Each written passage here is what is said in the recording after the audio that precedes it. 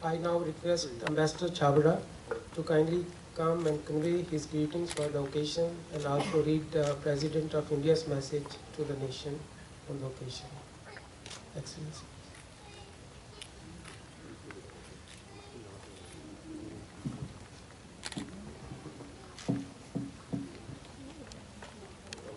Good morning, ladies and gentlemen.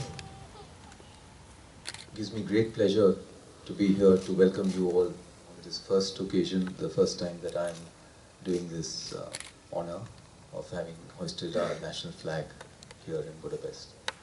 Seeing all of you here, I wanted to give you all a warm welcome. You've shown great enthusiasm in coming in here on a Saturday morning. So it's really nice to see all of you this morning here with your enthusiasm, and the children especially. A special welcome to our chief guest, Mr. Sylvester Bush, Deputy State Secretary from the Ministry of Foreign Affairs. Some of you may know, and for the others who don't know, Ambassador Bush was till recently Hungary's ambassador in India, where we had close interaction with Ambassador. So it gives me really a special pleasure to welcome him here today morning. Thank you, Ambassador Bush, for accepting to be the chief guest today. Also, a special word of warm welcome to Lord Swaraj Paul, who is visiting from London. He is also present with us today. Thank you, Lord Paul, for coming. I'm excited to be here in Budapest. It's barely been 2 weeks in this lovely city with my wife. We seem to have brought some Delhi weather to all of you here in Budapest. So I think we are not feeling homesick. I think this weather is making us feel very much at home. Of course, the Hungarians have also made us feel very warm and welcome here. So I've been enjoying this last 2 weeks, and I look forward. I've met many of you individually over these few days. I met some of you earlier today. I look forward to talking to the rest of you and interacting with you during the rest of the morning and my stay here in Budapest. Two special announcements to make. One is very special. Today, from August 15th, Hungarians will be allowed the e-tourist visa. So I don't know if Ambassador Bush is aware of this, but from this morning, I just wanted to announce to all of you who have Hungarian passports and your friends who may be interested in going to India. Well, from this morning, you don't need to come to the embassy if you didn't want to. E-tourist visa, so it's all online. You fill it up, you get your visa, and you can take your flight. So Hungary is one of the special countries on that list added earlier this morning. In that context, we have also added 7 more airports to the list. So there's about 16 airports in India that all of you who have Hungarian passports and may get this e-tourist visa can fly into India. So it's quite an initiative to, so please do spread the word around, and this will definitely facilitate travel into India. The other announcement I wanted to mention was that we have this Fulkari exhibition, which we'll be telling about. We are going to request our chief guest to inaugurate this Fulkari exhibition today. One request for the Indian community that's present here, do go to our website and register. It's important. Some of us may feel it doesn't matter, but you never know when it comes of use. So it's always useful to go online. It doesn't take more than a few seconds. And in case people like me who are technically challenged sometimes, maybe you want to request your kids to just do it for you. It'll take them even less time, and they'll register. But it'll help us sort of know what's happening, and it just keeps us all connected. So do go onto the website and please register. Just wanted to conclude this initial part by expressing the hope that all of you do live up to the ideals of what India is all about. And seeing you all and how you present India, it really makes a difference to us in our jobs. I mean, because you are the true ambassadors of India. You interact with Hungarian society every day. You are the people who go out on the streets and make the impression of India. So that really helps us in our way. So please keep the flag flying and continue this good work. My role, I just wanted to say, my door will always remain open. Anytime, you're most free to contact me. Anytime, any of you require, on any occasion, for any purpose at all. So with that, I'll start reading the President's message to you. Fellow citizens, on the eve of 60th anniversary of our independence, I extend warm greetings to you and to all Indians around the world. I convey my special greetings to members of our armed forces, paramilitary forces and internal security forces. I also congratulate all our sports persons who have participated and won laurels in various tournaments in India and abroad. My congratulations to Shri Kailash Satyarthi, Nobel Peace Prize winner for 2014, who has done the country proud. Friends, on 15th August 1947, we won political freedom. The birth of modern India was a moment of historic exhilaration, but it was also tinged with the blood of unimaginable suffering along the length and breadth of our country. The ideals and convictions that had held through the travails of an epic struggle against British rule were under strain. A great generation of supreme heroes faced this formidable challenge. The sagacity and maturity of that generation saved our ideals from deviation or degeneration under the pressure of emotion, including rage. India's pride, self-esteem, and self-respect, born from a civilizational wisdom which inspired the Renaissance that won us freedom, was distilled into the principles of our Constitution by these extraordinary men and women. We have been blessed by a constitution that launched India's march towards greatness. The most precious gift of this document was democracy, which reshaped our ancient values into a modern context and institutionalized multiple freedoms.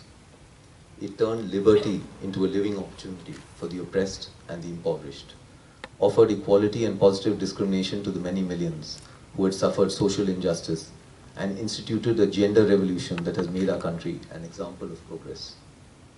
We abolished archaic customs and laws and ensured change for women through education and jobs. Our institutions are the infrastructure of this idealism. Fellow citizens, the finest inheritance needs constant care for preservation. Our institutions of democracy are under stress. The parliament has been converted into an arena of combat rather than debate. It is time to recall what Dr. B.R. Ambedkar, chairman of the drafting committee of the Constitution, said while making his closing speech in the Constituent Assembly in November 1949, and I quote, "The working of a constitution does not depend wholly upon the nature of the constitution. The constitution can provide only the organs of state, such as the legislature, the executive, and the judiciary. The factors on which the working of those organs of the state depends are the people and the political parties they will set up as their instruments to carry out their wishes and their politics. Who can say how the people of India and their parties will behave?" Unquote. If the institutions of democracy are under pressure, it is time for serious thinking by the people and their parties. The correctives must come from within. Fellow citizens, our country's rise will be measured by the strength of our values, but it will equally be determined by economic growth and equitable distribution of the nation's resources. Our economy promises much hope for the future. The new chapters of the India story are waiting to be written. Economic reforms is a work in progress. Our performance over the last decade has been commendable, and it is most heartening that after a dip, we have recovered to 7.3% growth in 2014-15. But the benefits of growth must reach the poorest of the poor, much before they land in the bank accounts of the richest of the rich. We are an inclusive democracy and an inclusive economy. There is place for everyone in the hierarchy of wealth, but the first call goes to those who suffer on the brink of deprivation. Our policies must be geared to meet the zero hunger challenge in a foreseeable future. Fellow citizens, the symbiotic relationship between man and nature has to be preserved. A generous nature, when violated, can turn into a destructive force, leading to calamities, resulting in huge loss of life and property. Even as I speak, large parts of the nation are barely recovering from floods. We need immediate relief for the afflicted, as well as long-term solutions for the management of both water deficiency and excess. Fellow citizens, a nation which forgets the idealism of its past loses something vital from its future. Our educational institutions multiply as the aspirations of generations continue to exceed supply. But what has happened to quality from base to apex? We recall the Guru Shishya Parampara with legitimate pride. Why then have we abandoned the care, devotion, and commitment that is at the heart of this relationship? A guru, much like the soft and skillful hands of a potter, molds the destiny of the Shishya. The student with devotion and humility acknowledges the debt of the teacher. Society respects and recognizes the merit and scholarship of the teacher. Is that happening in our education system today? Students, teachers, and authorities must pause and introspect. Fellow citizens, our democracy is creative because it is plural, but diversity must be nourished with tolerance and patience. Vested interests chip away at social harmony in an attempt to erode many centuries of secularism. In an age of instant communication, through ever-improving technology, we must remain vigilant to ensure that the devious designs of a few never overcome the essential oneness of our people. For both government and people, the rule of law is sacrosanct. But society is also protected by something greater than law, humanity. Mahatma Gandhi said, and I quote, "You must not lose faith in humanity. Humanity is an ocean. If a few drops of the ocean are dirty, the ocean does not become dirty." Unquote. Friends, peace, friendship, and cooperation bind nations and peoples together. Recognizing the shared destiny of the Indian subcontinent, we must strengthen connectivity, expand institutional capacity, and enhance mutual trust to further regional cooperation. As we make progress in advancing our interests globally, India is also engaged in proactively promoting goodwill and prosperity in our immediate neighborhood. It is heartening that the long-pending land boundary issue with Bangladesh has been finally resolved. While we offer our hand willingly in friendship, we cannot stay blind to deliberate acts of provocation and a deteriorating security environment. India is a target of vicious terrorist groups operating from across the borders. Except the language of violence and the cult of evil, these terrorists have no religion and adhere to no ideology. Our neighbors must ensure that their territory is not used by forces inimical to India. Our policy will remain one of zero tolerance for terrorism. We reject any attempt to use terrorism as an instrument of state policy. Infiltration into our territory and attempts to create mayhem will be dealt with a strong hand. I pay homage to the martyrs who made the supreme sacrifice of their lives defending India.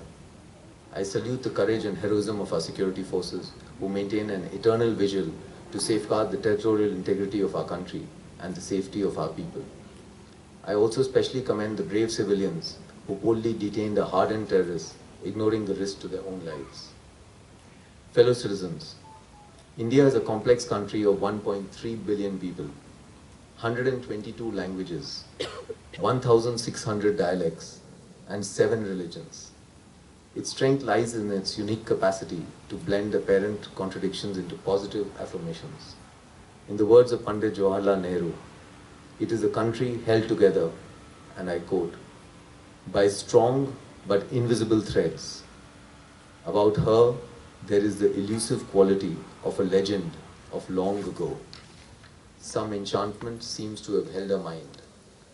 She is a myth and an idea, a dream and a vision, and yet very real and present and pervasive, unquote. On the fertile ground laid by our constitution, India has blossomed into a vibrant democracy. The roots are deep, but the leaves are beginning to wilt. It's time for renewal. If we do not act now, will our successors 7 decades hence remember us with the respect and admiration we have for those who shaped the Indian dream in 1947? The answer may not be comfortable, but the question has to be asked. Thank you. Jai Hind.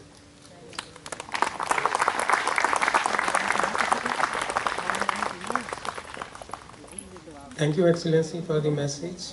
Now I have the honor to request Chief Guest, His Excellency Mr. Bush, to come and kindly address us on the occasion.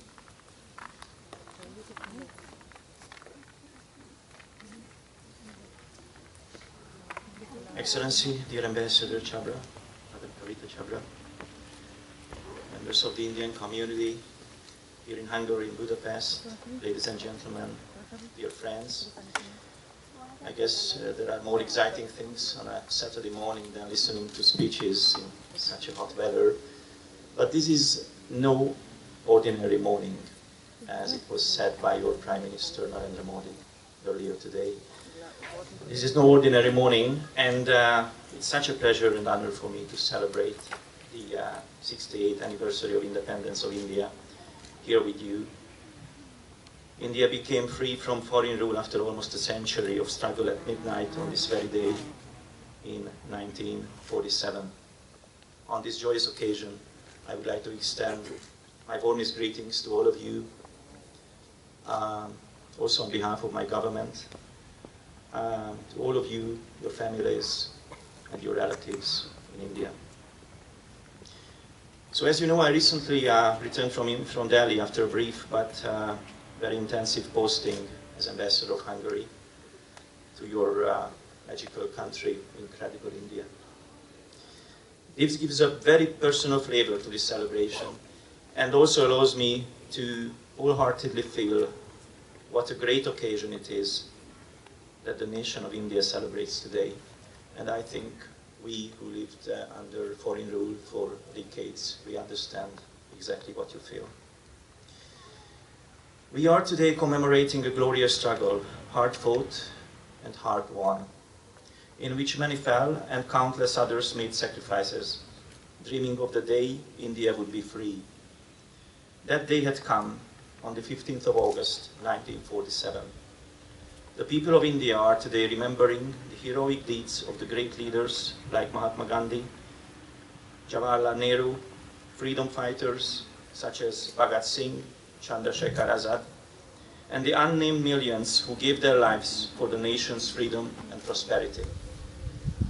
These people have paved the way for an independent India and the birth of the largest democracy in the world.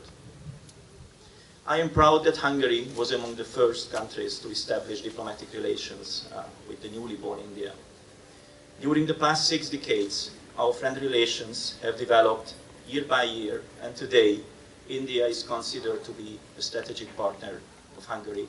And as we all feel the weather today, I guess also in the field of climate change.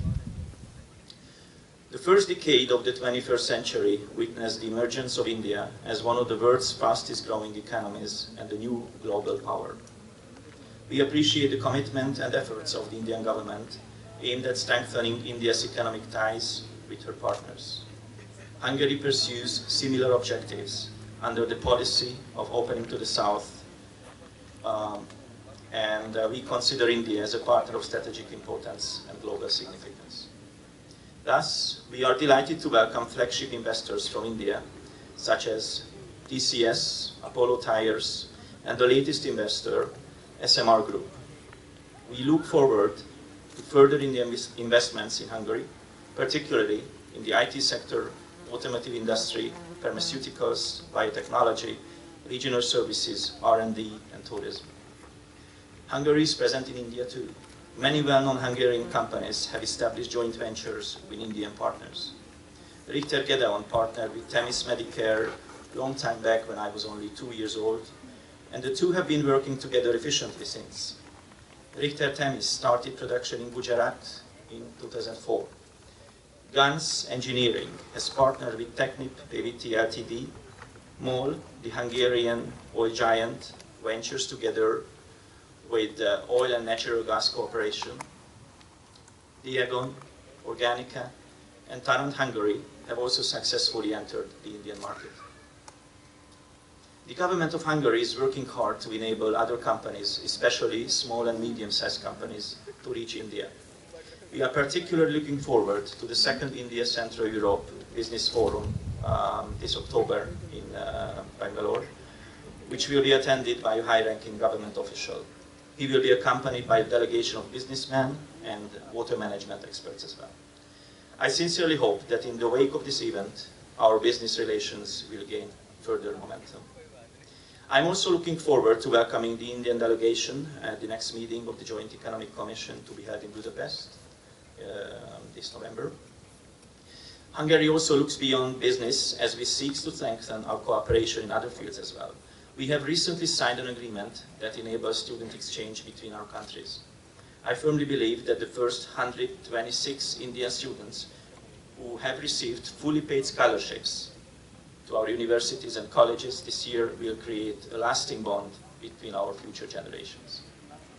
I also hope to see a revival of our high-level visits, welcoming His Excellency Mr. Pranab Mukherjee, President of India, and Her Excellency Mrs. Sushma Swaraj, Minister of External Affairs, would be a big honor for us.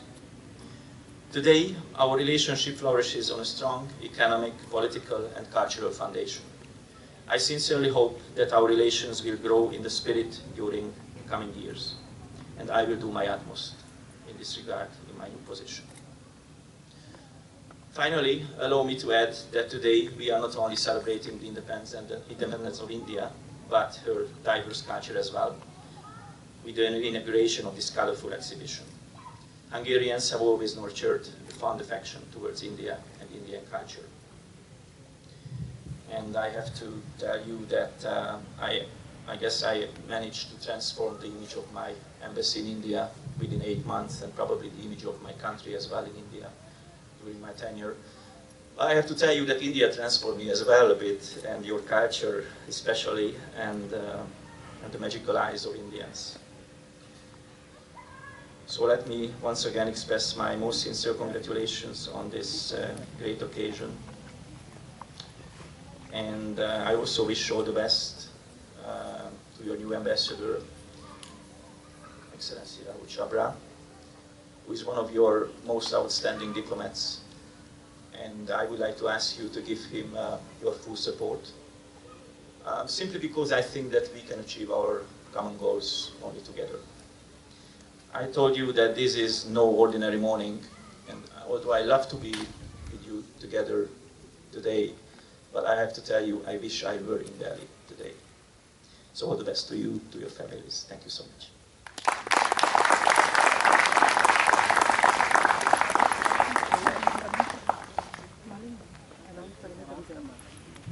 Thank you very much, Excellency Mr. Bush. Thank you very much for your kind words.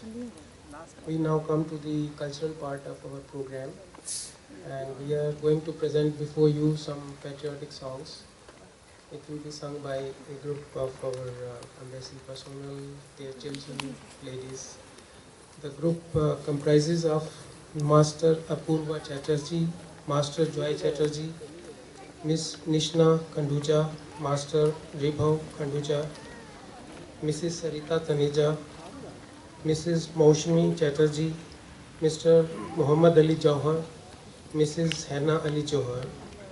Please welcome them all with a huge round of applause.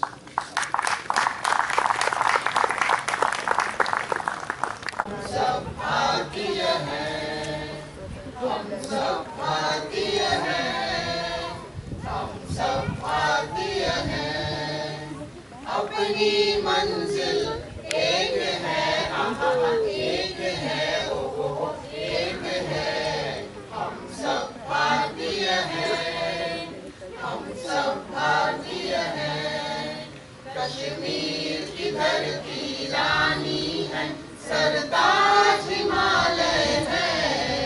सदियों से हमने इसको अपने खून से पाला है। कश्मीर की धरती रानी है, सरताज हिमालय है। सदियों से हमने इसको अपने खून से पाला है। देश की रक्षा की खातिर शमशीर उठा लेंगे, हम शमशीर उठा लेंगे। बिखरे बिखरे तारे हैं हम, लेकिन झिलमिल एक है, एक है, एक है। हम सब भारतीय हैं, हम सब भारतीय हैं। मंदिर गुरुद्वारे भी है यहाँ और मस्जिद भी है यहाँ। गिरजा का है घड़ियाल कहीं, मुल्ला की नहीं है अज़ान। मंदिर गुरुद्वारे भी है यहाँ और मस्जिद भी है यहाँ। गिरजा का है घड़ियाल कहीं, मुल्ला की नहीं है अज़ान।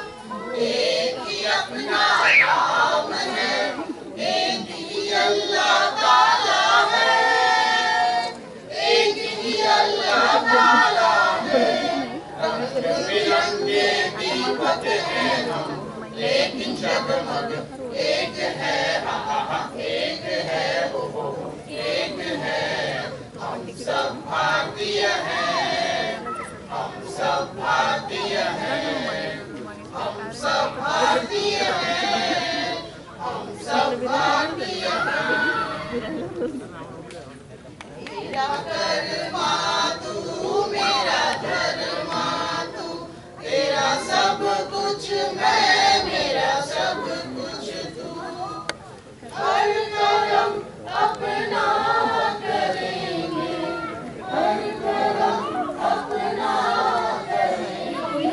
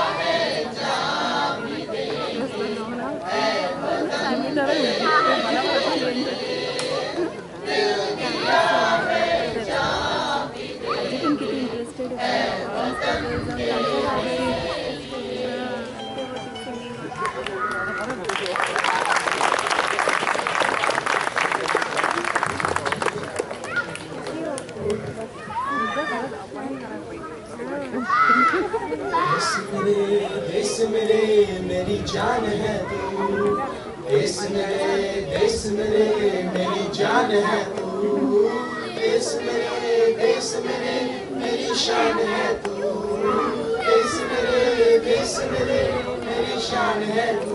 मिटाने से नहीं मिटते, डराने से नहीं डरते, वतन के नाम पे, वतन के नाम पे हम सर कटाने से नहीं डरते, मिटाने से नहीं मिटते।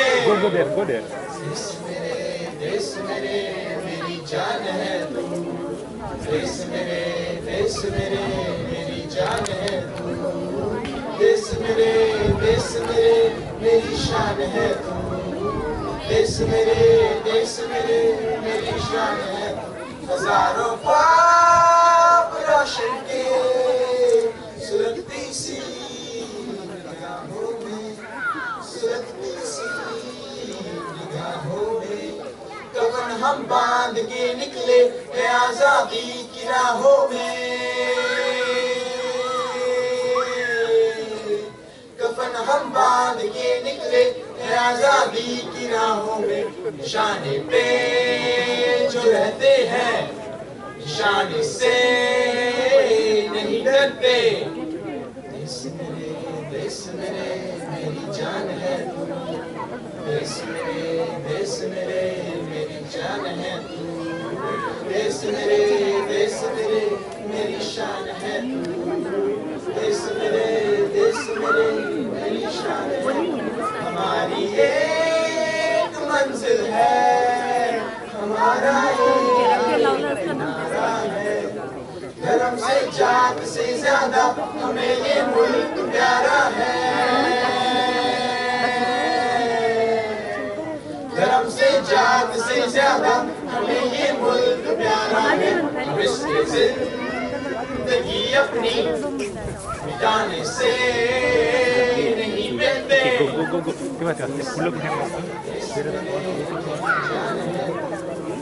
देश मेरे मेरी जान है तू, देश मेरे मेरी शान है तू, देश मेरे मेरी शान है।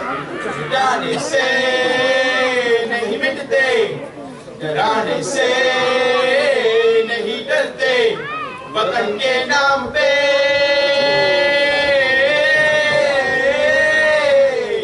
वतन के नाम पे हम सर कटाने से नहीं डरते, मिटाने से नहीं मिटते। देश मेरे मेरी जान है तू, देश मेरे मेरी जान है तू, देश मेरे मेरी शान है तू, देश मेरे मेरी शान है तू। देश मेरे देश मेरे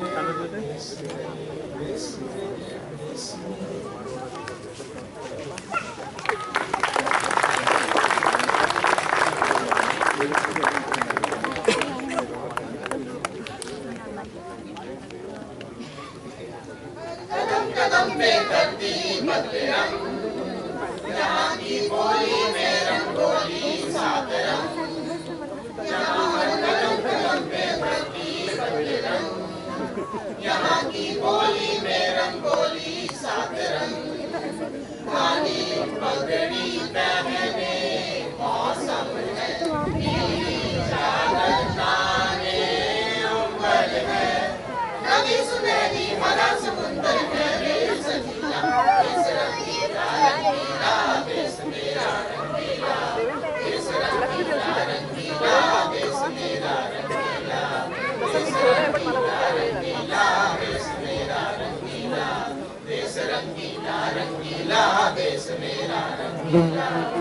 सिंदूरी गालों वाला सूरज जो गए की डोली, शर्मीले खेतों को ढक दे शूरज की पीली, उमड़ बेरंग पगड़ बेरंग चम चम चमकीला, देश रंगीला रंगीला, देश मेरा रंगीला, देश रंगीला रंगीला देश मेरा रंगीला अभी गुलाल से चेहरे हैं यहाँ मस्तानों की बोली रंग हंसी में रंग खुशी में रिश्ते जैसे हो बादों में रंग यादों में रंग रंग रंगीला देश रंगीला रंगीला देश मेरा रंगीला देश रंगीला रंगीला देश मेरा रंगीला देश का रंग यहाँ पर गहरा चढ़ के कभी ना उतरे सच्चे प्यार का गहरा सारा छलके पर ना बिखरे रंग लगा में रंग गया में है रसीला देश रंगीला रंगीला देश मेरा रंगीला देश रंगीला रंगीला देश मेरा रंगीला यहाँ हर कदम कदम पे धरती बदले रंग यहाँ की बोली में रंगोली साथ रंग काली पगड़ी पहने मौसम है नीली चादर तारे अंबर है नदी सुनहरी हरा समुंदर है देश रंगीला देश रंगीला रंगीला देश मेरा रंगीला देश रंगीला रंगीला देश मेरा रंगीला हो रंगीला रंगीला देश मेरा रंगीला देश रंगीला रंगीला देश मेरा रंगीला देश रंगीला रंगीला देश मेरा रंगीला देश रंगीला रंगीला देश मेरा रंगीला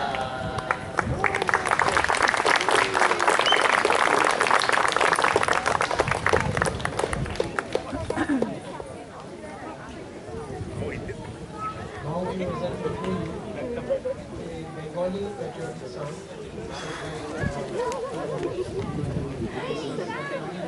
मजा येते यार चक्कर मारायला फक्त फोडू नको ते हेच पाहावं लागेल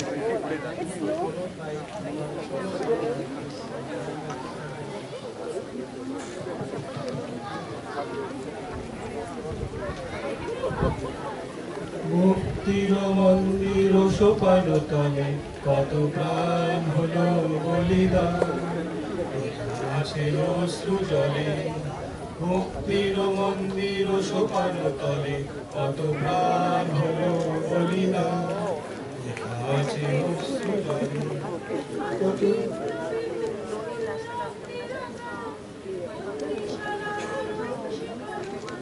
কত বিপ্লবী বন্ধুর রক্তে রাঙা বন্দিশালার ওই শিকল ভাঙা তারা কি ফিরিবে আজ তারা কি ফিরিবে আজ সুপ্রভাতে যত তরুণ অরুণ গেছে আস্থা চলে মুক্তির মন্দির সোপান তলে কত প্রাণ হলো বলিদান লেখা আছে অশ্রু জলে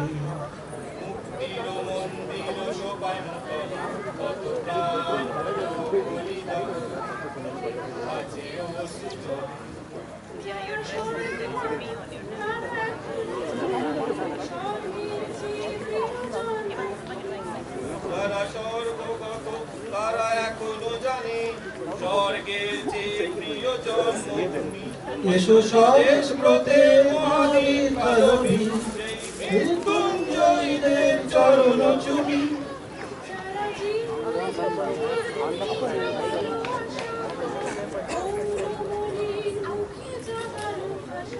যারা জীর্ণ জাতির বুকে জাগালো আশা মৌনমলির মুখে জাগালো ভাষা আজ রক্ত কামলে গাথা আজ রক্ত কামলে গাথা মাল্য খানি বিজয় লক্ষ্মী তাদের ঘরে মুক্তির মন্দির সোপান তলে কত প্রাণ হলো বলিদান লেখা আছে অশ্রু জলে মুক্তির মন্দির সোপান তলে কত প্রাণ হলো বলিদান